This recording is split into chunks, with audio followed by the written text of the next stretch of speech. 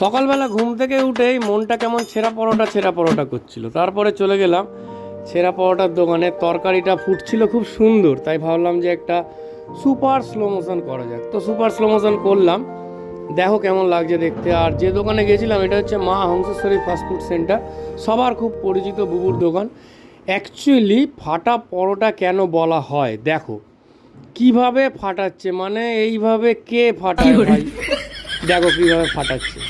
তারপরে অরিন্দম আমাদের সেই স্বাদের ছেঁড়া পরোটা দিয়ে গেল খাওয়ার জন্য। তো আজকে আমরা পরোটা খেতে এসেছি, আমি আর এই যে দিদি খাচ্ছে, দুজনে আমরা পরোটা খেতে এসেছি বুবুর পরোটার দোকানে, মানে বুবুর যে ফাস্টফুড সেন্টার মা হংসেশ্বরী, ওখানে এসেছি। তো দিদি পরোটা খেয়েছে, এখনও খাচ্ছে, আর আমারটা আমি শেষ করে ফেলেছি। তো ভিডিও কেমন হচ্ছে না হচ্ছে তোমরা দেখবে, আর যদি ভালো লাগে তাহলে অবশ্যই ফলো করবে। বলো, ভালো লাগছে খেতে? ভালো টেস্ট না? আমারও ভালো লাগছে টেস্ট।